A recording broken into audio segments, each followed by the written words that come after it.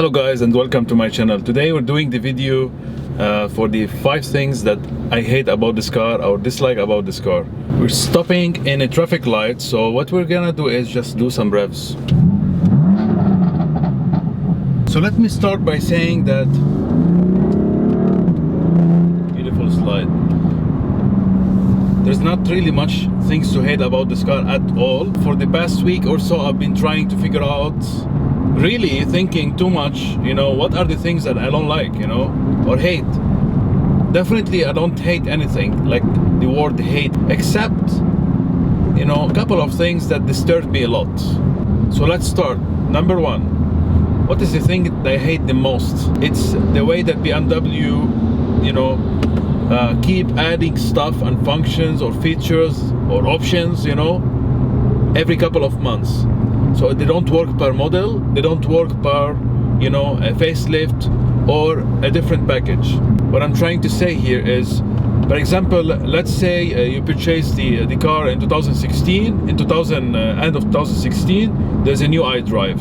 Can you upgrade the iDrive from 4 to 5? No, you can't do that. Why? Well, because it's a hardware thing, not a software thing. Terrible. More stuff. They added more lights in the central console that the previous model did not get it. They even, later with the competition package, they had this LCI, which is a facelift, which include many things. Lights, the seat belt, as you can see, the performance seat belt. So what's really disturbing the most is you're supposed to get the latest model, so it have all the different functions, all right? In my case, with the competition 2018 model and the LCI, because my production was in April, I was not able to get the iDrive touchscreen, which is not a big deal, but still, why I have to, wait to get the iDrive touchscreen, while other models, they already had it some time before. It's very annoying, It's like you're paying almost the same price, because it's the same model, the same options, the same LCI competition, but you're not gonna get the iDrive. If you get the iDrive touch, you have to replace the whole thing. It will cost you I don't know how much. Okay, then the competition seat belts, what they offered with the competition package only, we all know that. Great. They have it for the driver and the passenger. It's supposed to be like that, right? The competition package offers the competition seat belt. They are very famous. After some months, I see that they offer the actual seat belts for the rear as well, That's pretty annoying. Like the drive shaft, which is carbon fiber, it's lightweight, it's difficult to break, etc. For whatever reasons, they decided to get rid of it, and the strong metal or iron, for regulation reasons, for whatever reasons. It doesn't make any sense to me. I feel bad for the people who purchased the actual car starting from Q2, Q3 of the 2018, because the carbon fiber drive shaft has been replaced. So that's number 1.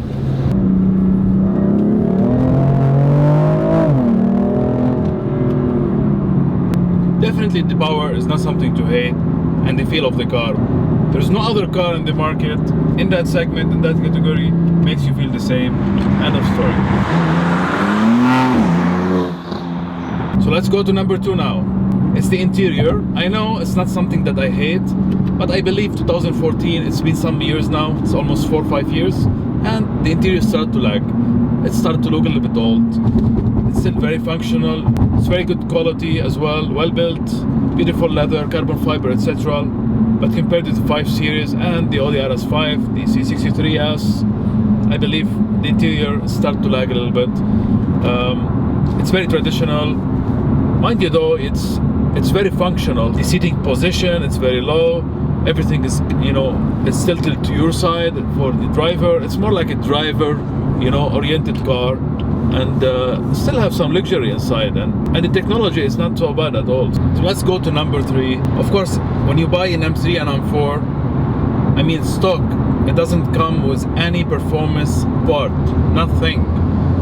No mirror, no carbon lip, no diffuser, no spoiler, no front lip, no splitters, that's an outside, no performance exhaust from the inside, no carbon fiber on the steering wheel, no Alcantara, you know, armrest, no Alcantara handbrake, etc. So everything that you want, you know, you have to purchase after you build the car, and that really makes the price much more expensive.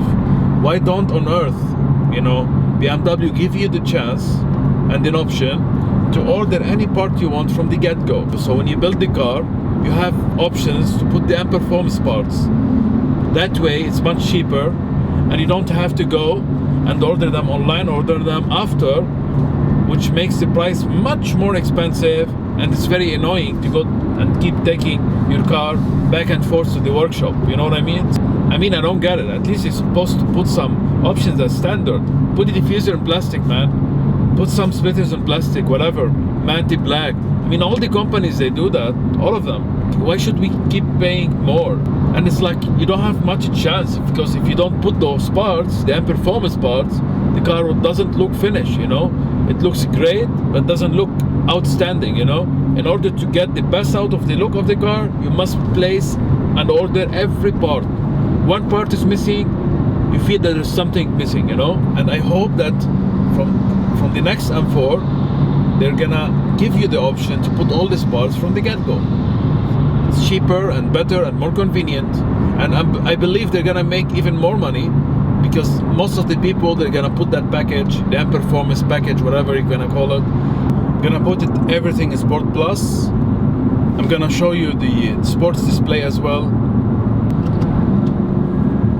So everything's set to the most aggressive mode.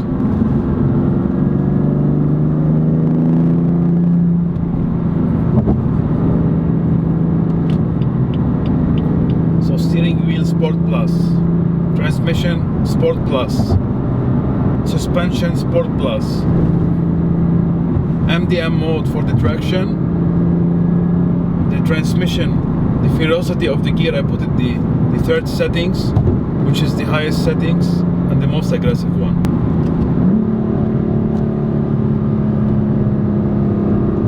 Third gear.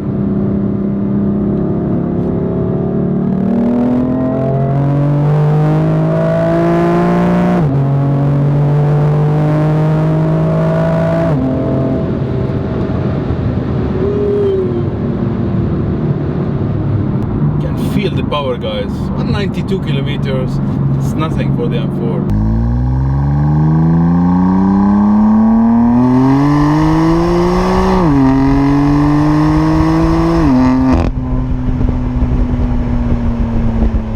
So going back to the last point that I don't like about this car, man, it's a struggle, believe me, guys. It's not because I own it.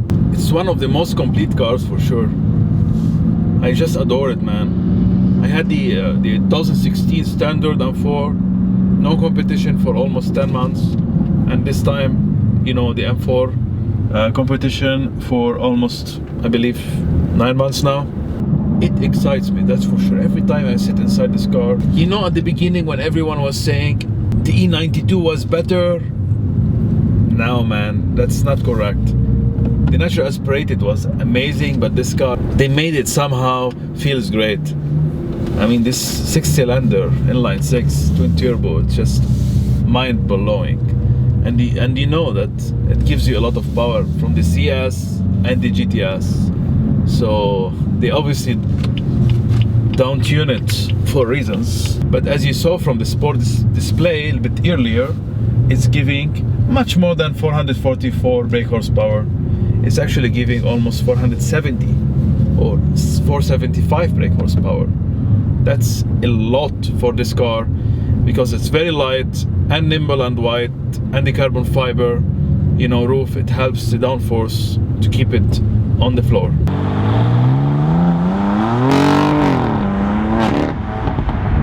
So what is the last thing I don't like about this car? Is there's a lot of warning sounds that you receive, you know, from the seat belt, from overspeeding 120. It keep interfering with the navigation, with the music. The navigation as well keep interfering with the music, and you have to shut it off. And if you shut it off, sometimes, you know, you're not looking at the screen or this sports display, so you don't really understand what's happening, or you miss a turn. So those very annoying stuff that you can code. But definitely they are not a big deal. They are very small compared to major issues, compared to major defects, you know, build quality, performance quality, etc. So I think we're very fortunate and lucky to have this kind of car. I will put the window for you guys so you can hear the exhaust a little bit.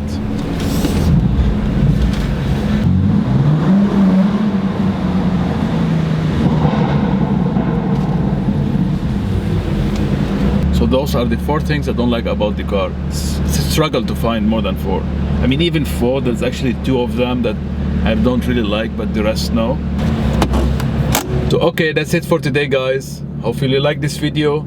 If you did not see the 5 things that I love about the car, please check the link below and let me know in the comments if you agree with me about the different 2 videos. Of course, if you have not subscribed yet to my channel, please don't forget to like, subscribe, share with your friend, and see you very soon, man. Take care, guys.